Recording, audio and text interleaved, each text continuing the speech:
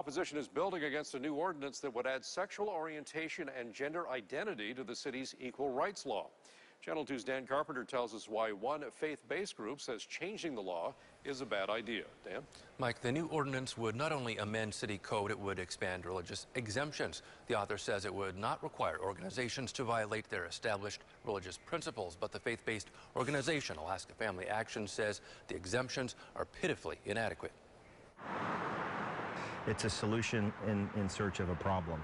Expanding Anchorage's equal rights law to include sexual orientation and gender identity has encountered strong resistance in the past.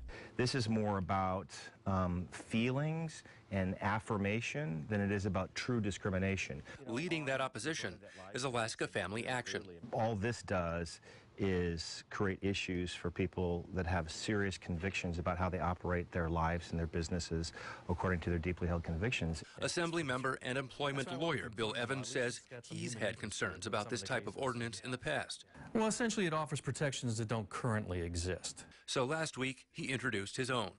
With the mayoral change and the makeup of the assembly, I think it would have been something that would have passed easily, and I have no doubt in my mind that it was coming forward to us to work on, and I just wanted to make sure it was my version and not someone else's when that happened. Well, that's an interesting take, because we, have been working on this issue as other attorneys across the country for, a decade now, and to not have anybody engaged in trying to give you some guidance, that's the part that was still a little bit of a stumbling block for us to understand. Evans says it's true. He didn't reach out to the group, but did to another one he didn't name. I reached out to another organization sort of on the religious right of things that I knew had similar values and similar concerns.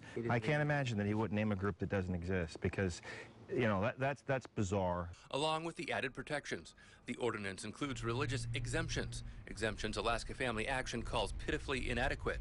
Evans says it's a fine line. You can make those exemptions so broad that they become just a license for discrimination. An ordinance whose author hopes will benefit the city and not tear it apart faces renewed opposition to expanding the equal rights law.